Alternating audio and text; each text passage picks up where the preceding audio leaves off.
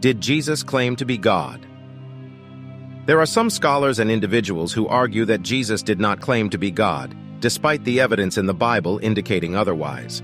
These arguments are typically based on a variety of factors, including cultural and linguistic contexts, historical interpretations, and theological beliefs.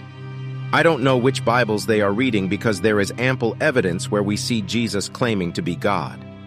One of the strongest pieces of evidence for Jesus' claim to be God is his use of the term "I am," which was a title reserved for God in the Hebrew Scriptures.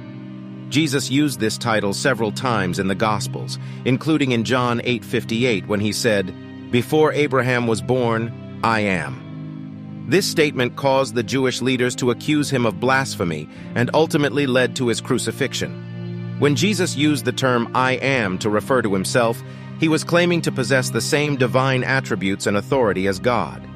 This claim declares that he existed before Abraham, who lived over 1,000 years before Jesus. This statement affirms Jesus' eternal nature and his existence before time itself. Furthermore, the reaction of the Jewish leaders to Jesus' statement confirms that they understood his claim to be God. They accused him of blasphemy, which was a serious offense punishable by death, because they recognized that Jesus was equating himself with God. This reaction is further evidence that Jesus' claim to be God was not a misunderstanding or a misinterpretation of his words. Other evidence for Jesus' claim to be God includes his forgiveness of sins, which was seen as a divine prerogative in Jewish tradition, as well as his miracles, which demonstrated his divine power and authority.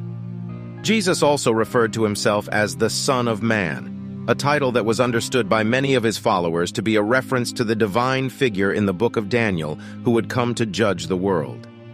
In this series, we will look at different verses in the Bible to explore the evidence for Jesus' claim to be God. Stay tuned for part 2.